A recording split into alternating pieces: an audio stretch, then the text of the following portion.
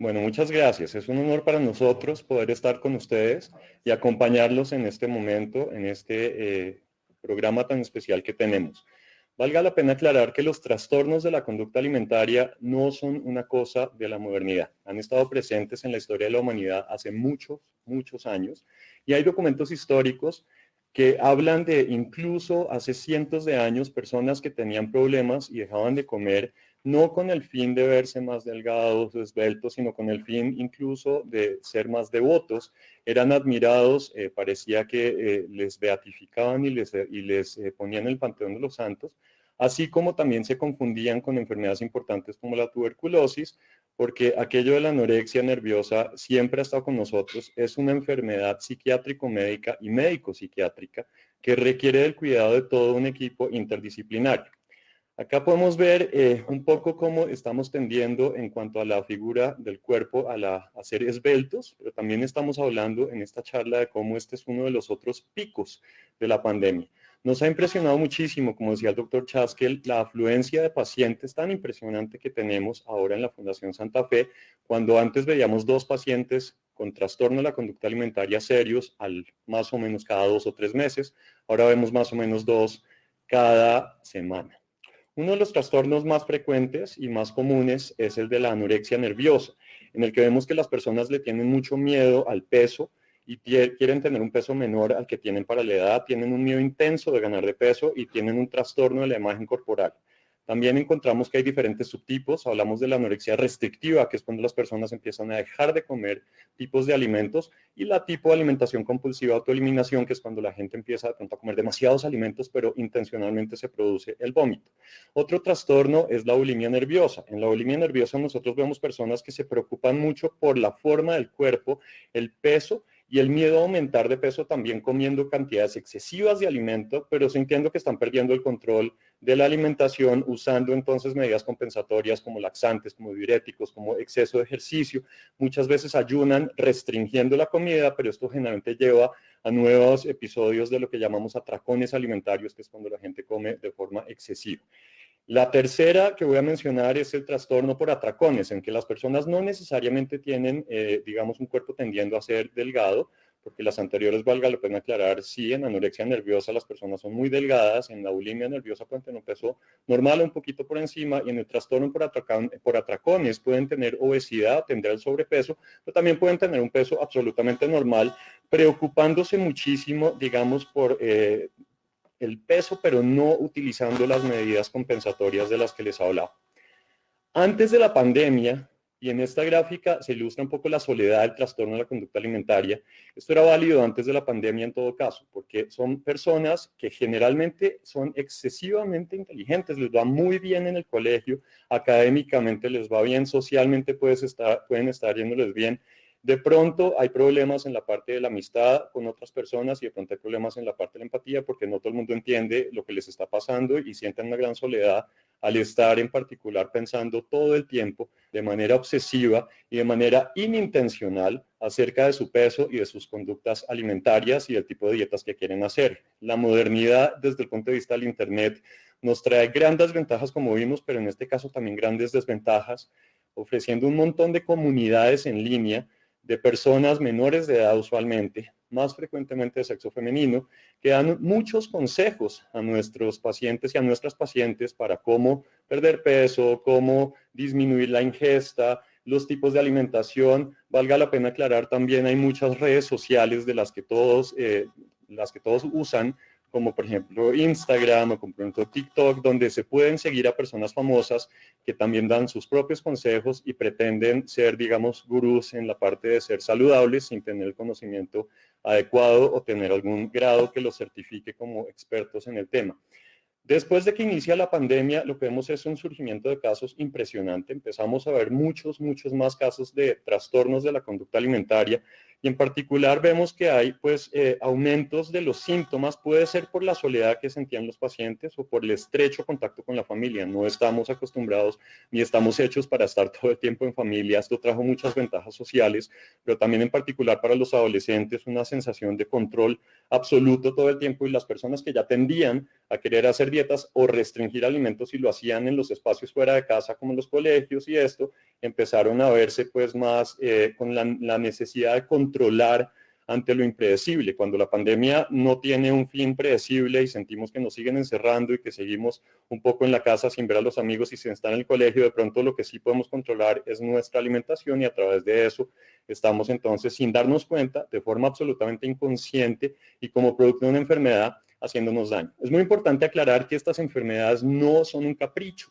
no son una nueva moda, no es algo que las personas deciden hacer porque quieren seguir a alguien más. Realmente la mayoría de las personas empiezan con la idea de estar saludables y estar bien, y poco a poco van perdiendo el control hasta que ya se instaure la enfermedad, y esto puede llevar pues a restricciones con conductas compensatorias como hacer mucho ejercicio, utilizar laxantes, hacer purga. También hay el problema de que en la casa está disponible la comida 24/7. Tenemos la alacena llena. Cuando empezó la pandemia teníamos susto de que no nos íbamos a poder abastecer, y la gente, un poco comparado a lo que pasa en países donde hay huracanes, se abasteció de mercados como para 3 meses, y entonces esto favorece pues el picoteo y el estar entrando a la cocina y el estar picando acá y allá, lejos de los horarios de alimentación adecuados. También se produjo mucho estigma, y todavía lo vemos en memes y en una cantidad de mensajes que nos llegan acerca del peso que podemos ganar cuando estamos en restricción, en confinamiento, y eso genera mucha preocupación en todos. Y estamos hablando de desde que empezó la pandemia y el confinamiento, me aumenté tantos kilos o subí tales otros y todo. Y digamos, una persona sana y saludable, eso no tiene mayor problema,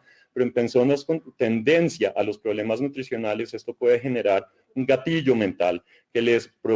propicia el trastorno alimentario. También he visto mucho en mis pacientes la ansiedad a las videollamadas. De pronto el interactuar en vivo hace que uno esté pendiente de la otra persona y esté pendiente de la conversación. Cuando uno está en la parte virtual, uno también necesariamente está pendiente de cómo se ve uno, y esto genera una sensación de gran autocrítica en nuestros pacientes. Nosotros acá en la Fundación Santa Fe hacemos un tratamiento integral, y el tratamiento de los trastornos de la conducta alimentaria debe ser un tratamiento integral, debe ser un tratamiento conformado por un equipo interdisciplinario, y debe ponérsele mucha atención, idealmente para prevenirlo antes de que se instaure, porque el problema es que cuando ya se instaura, pacientes pueden llegar fácilmente a la unidad de cuidados intensivos, donde por motivos médicos serios su vida puede llegar a correr riesgo. Me apena mucho decir, me entristece mucho decir que la mayoría de los casos que hemos visto durante la pandemia han sido casos de personas muy jóvenes que llegan desde los 11 años hasta los 17, que llegan a la unidad de cuidados intensivos con unos problemas del corazón, del ritmo del corazón latiendo muy lentamente, problemas de regulación de la temperatura, problemas metabólicos, alteración de ciertos niveles de metabolitos en sangre como electrolitos y otras sustancias que requieren del manejo de muchos especialistas, no solamente cuidados intensivos, sino pediatras, gastroenterólogos, endocrinólogos, cardiólogos, y claramente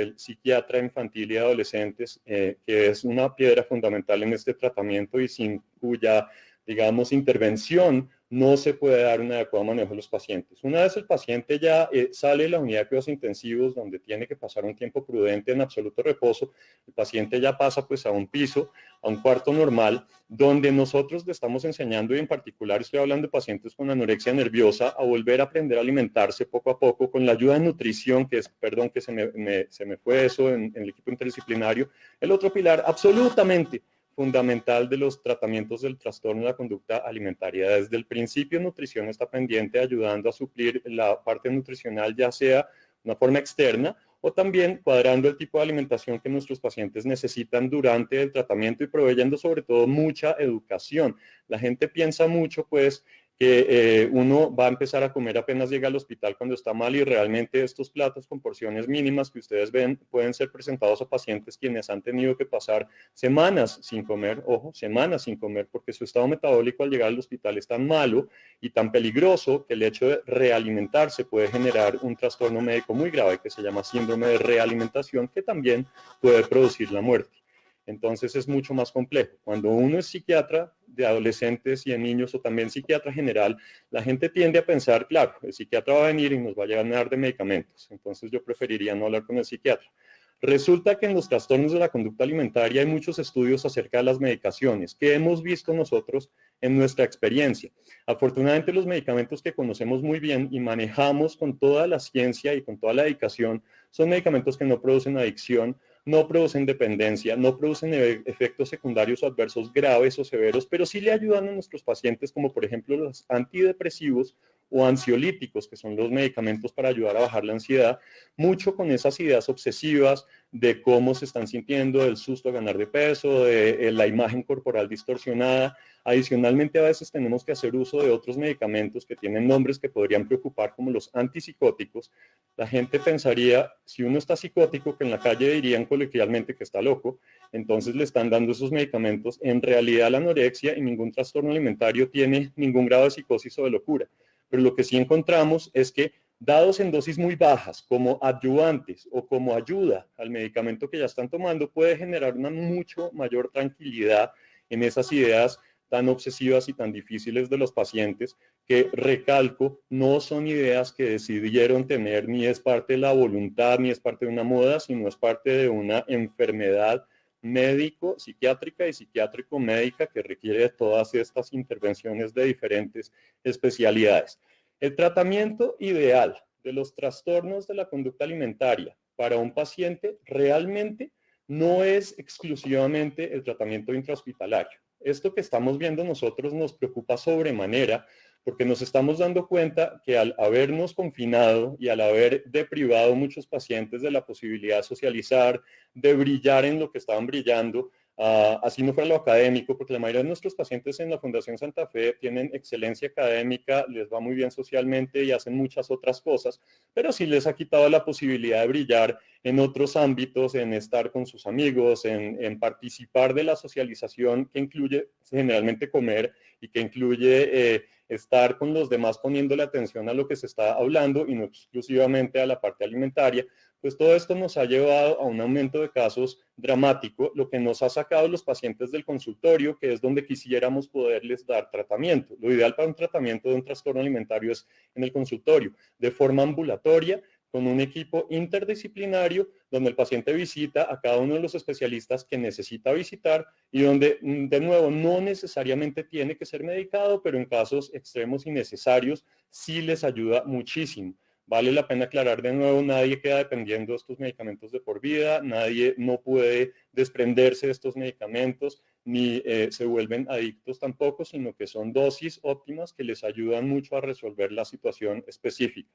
Es importante recalcar también, como consejo en particular a los familiares, a los padres, a los hermanos, a los amigos, que no es adecuado en la actualidad estar haciendo comentarios acerca de la imagen física, del peso y de cómo nos vemos. Los adolescentes son mucho más vulnerables que nosotros ante esto y cuando nosotros estamos haciendo una crítica de la parte física y nutricional, a veces pensando en hacer bien, podemos estar haciendo más daño. Decirle a alguien que está en sobrepeso que debería hacer ejercicio, que ojo que esa ropa no le queda tan bien, no ayuda. ¿Qué buscaríamos entonces? Sí tener una dieta, ojo, saludable, que no quiere decir restringir, tener unas conductas deportivas adecuadas para la persona y para eso se requiere una valoración por el equipo porque no todo el mundo debería estar haciendo ejercicio, en particular cuando tiene un trastorno alimentario y su organismo puede ponerlo en riesgo de tener complicaciones médicas severas por estar haciendo ejercicio en exceso, por ejemplo.